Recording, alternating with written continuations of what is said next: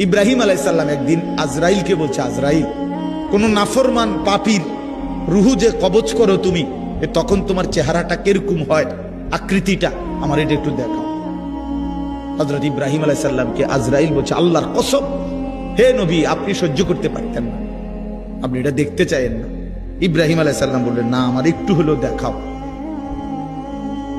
তো আজরাইল এই বিভৎস আকৃতি, মানে নাফরমানের জান কবজ করার সময় উনার যে চেহারার আকৃতি হয়, এই চেহারাটা ধরে ইব্রাহিম আলাইহিস সালামকে দেখাইলেন। বিশ্বাস করেন, এই কিতাবে আছে, ইমাম কুরতুবীর কিতাব, ইব্রাহিম আলাইহিস সালাম একটা চিৎকার মাইরা বেহুশ হয়ে গেছে। হুঁশ আসার পরে ইব্রাহিম আলাইহিস সালাম বললেন, আল্লাহর কসম, আয় আল্লাহ, মালিক আপনার কসম, কবরের আযাব, জাহান্নামের আযাব কোন নাফরমানের জন্য কিছুই লাগবে না, শুধু আজরাইলের এই ভয়ানক দৃশ্য জান কবজের সময় একবার দেখলেই তার সারা জিন্দেগীর নাফরমানির শাস্তির জন্য এটাই যথেষ্ট।